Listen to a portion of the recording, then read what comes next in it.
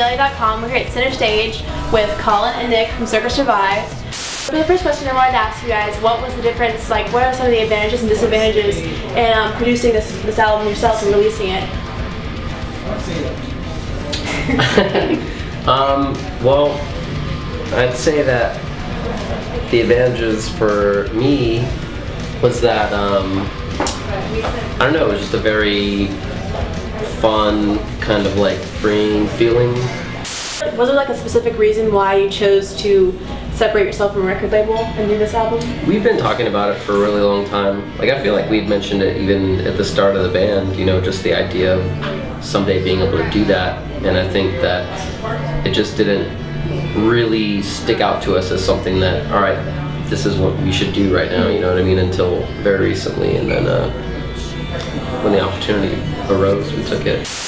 I think we've all been watching the industry for a long time and kind of knowing that there was a day that was going to come where record labels, you know, meaning and kind of purpose would start to be kind of optional for a lot of artists. And I think for a long time we just kind of chose to keep trying new things within the world of labels, and because we felt like the door was kind of closing behind us almost in a way, especially with the major labels.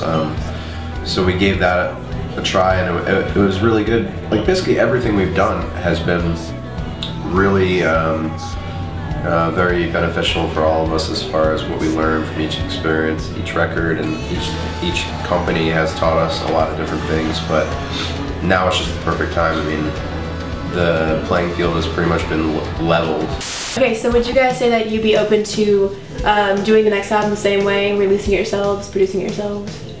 Yeah, I mean, I can't speak for everybody, but I think that all of us, you know, it doesn't really seem like we're going to be rushing out to have any dinners with any labels anytime soon. I mean, I think we've found that like we've gotten a lot out of this experience already, and I certainly don't feel like any of our fans have suffered or missed out on anything because we did it this way. So, and I don't think that, you know, less new fans are coming along and hearing it anymore. I feel like that happens now through the internet. It happens through friends of friends, and you really just don't. A band like us doesn't need a label for those things anymore. Yeah.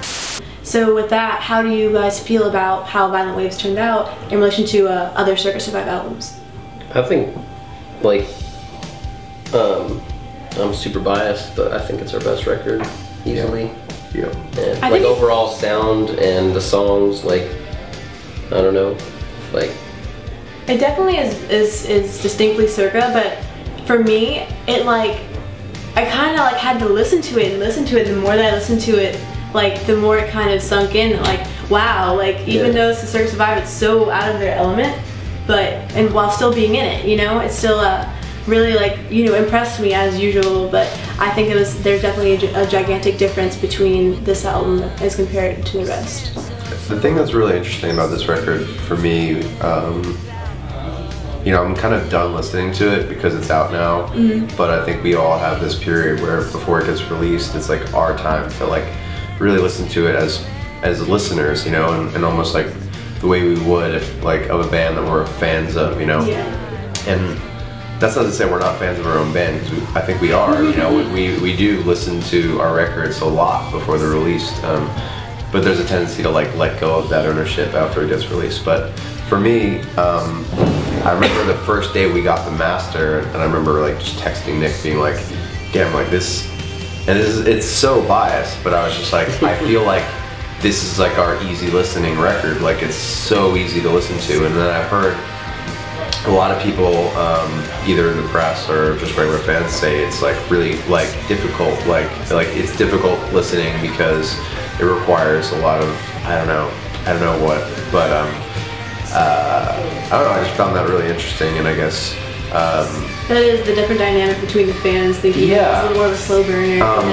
Well, to me, this is like, I've always wanted to make records that would sound good in the background of a party, you know, and people are always like, why? You know, like, why would you want to make background noise? Like, why don't you want to be the center of attention? And I guess it's kind of like, I feel like the last 3 records we made were that. They like demanded, you know, you have to focus on this and listen to this to get it. Otherwise, like, it just sounds like almost obnoxious in the background. You know, it doesn't work like that.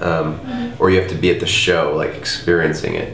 And this was the first album I felt like that flows in a way that could just be, you know, it could just blend into the, you know, the room that you're in and just be there. Or it could be something that you totally dive into and kind of take under the microscope. I think the better way to put it is, I remember reading a review and a reviewer used the word understated, and I felt like that was actually so complimentary. I just felt like, because after being a band for a really long time, you kind of know like what your strengths are, you know like what you can do, like it's almost like a sucker punch, like you know what you can do and immediately get this positive reaction from people. And I feel like there's a lot of restraint throughout the album, like especially noticeable on Anthony's part. Like he's more restrained than he's ever been, but it's definitely agree with that. But it's with a lot of purpose, you know. And so yeah, let's hammer the word understated. And I forget that I ever said background noise. So for those people who do have extremes, like, would you say it was ever an intention of yours to affect so many people and impact their lives that way? No, not really. You know, it's kind of like, when we started, it was so really unclear what our goal was, besides make music that we love together, like as a group. It was really a very, it was like our circle of just our band in the beginning. That was really all it was about. We were so focused on the relationship that the 5 of us had and the music we were making. And then slowly from the first day of you know, starting to record the first album, letting Brian McTurnan into that circle. And then from that point on, you know, it just started growing and growing, and it was like, not only do we have this team of people we work with, but the relationship with the fans that kind of started was, it was kind of like there before we even knew it, you know, and then all of a sudden it was like, this is what it is.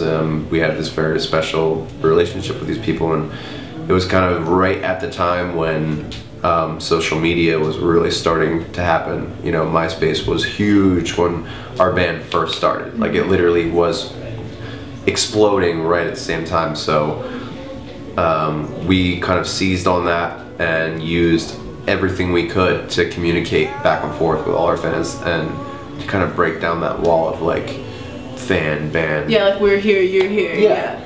You know, and ever since then it's just grown.